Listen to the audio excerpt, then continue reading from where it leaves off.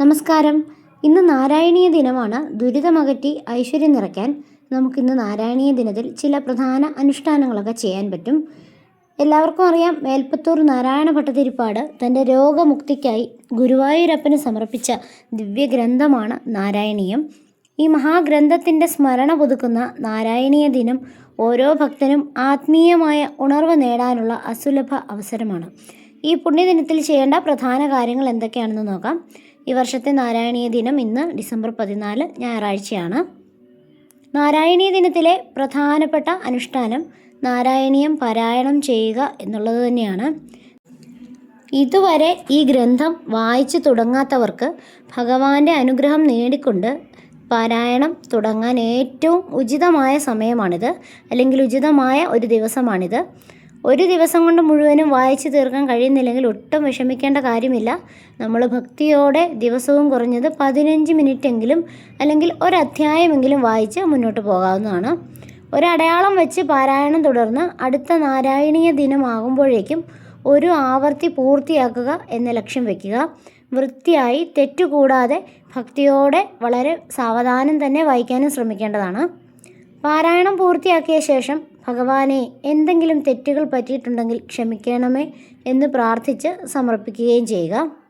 ഈ നാരായണീയ ദിനത്തിൽ നമ്മൾ മഹാവിഷ്ണുവിൻ്റെയോ ശ്രീകൃഷ്ണദേവൻ്റെയോ ഒക്കെ ക്ഷേത്ര ദർശനം നടത്തുന്നത് വളരെ ശ്രേഷ്ഠമാണ്. ക്ഷേത്രത്തിൽ പോവുക സാധ്യമല്ലെങ്കിൽ നമ്മുടെ വീട്ടിലുള്ള പൂജാമുറിയിലെയോ അല്ലെങ്കിൽ നമ്മുടെ വീട്ടിലെ ശ്രീകൃഷ്ണ വിഗ്രഹത്തിന് മുന്നിൽ ഒരു നെയ്വിളക്ക് കൊളുത്തി പ്രാർത്ഥനയോടെ നമുക്ക് നാരായണീയ പാരായണം തുടങ്ങാം.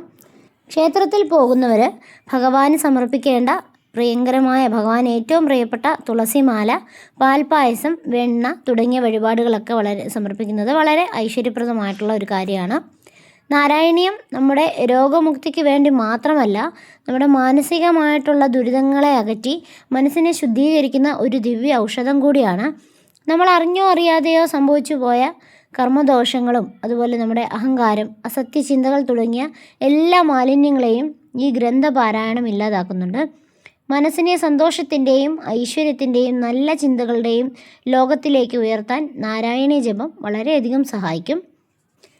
നമ്മൾ നാരായണീയ പാരായണം ചെയ്യുന്നതോടൊപ്പം തന്നെ ഓം നമോ ഭഗവതേ വാസുദേവായ അങ്ങനെയുള്ള വിഷ്ണു മന്ത്രങ്ങൾ ഭക്തിയോടെ ജപിക്കുന്നത് ഭഗവാന്റെ അനുഗ്രഹം വേഗത്തിൽ ലഭിക്കാൻ സഹായിക്കും. നാരായണീയത്തിൻ്റെ 1-ാം ദശകം ഗുരുവായൂർ ക്ഷേത്രത്തിൽ വിളങ്ങുന്ന സാക്ഷാൽ പരബ്രഹ്മമൂർത്തിയാണ് ശ്രീ ഗുരുവായൂരപ്പൻ എന്ന് പ്രകീർത്തിച്ചുകൊണ്ടാണ് 1-ാം ദശകം ആരംഭിക്കുന്നത്.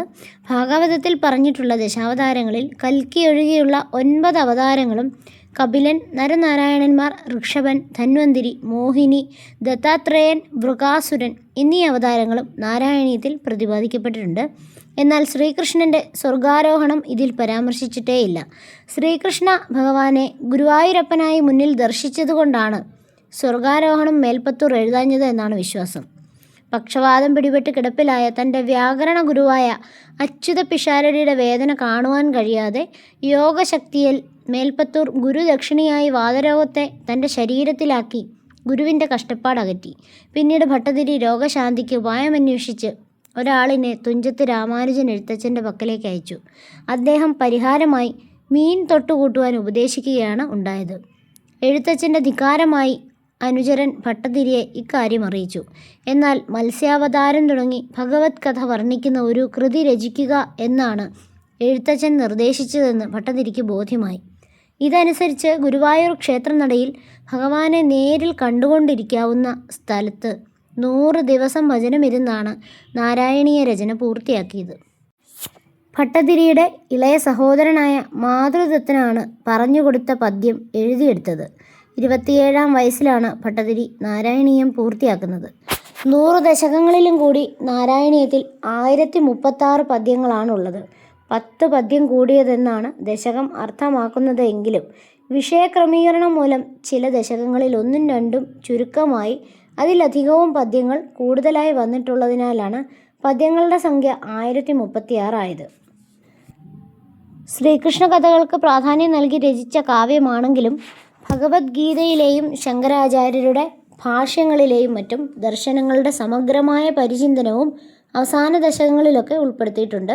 നാരായണീയം എന്ന വിശിഷ്ട ഗ്രന്ഥത്തെയും അതിൻ്റെ കർത്താവായ മേൽപ്പത്തൂർ നാരായണ ഭട്ടതിരിയെയും ആദരിക്കുവാൻ എല്ലാ വർഷവും വൃശ്ചികം 28 ഗുരുവായൂർ ദേവസ്വം നാരായണീയ ദിനമായി ആചരിക്കുന്നു.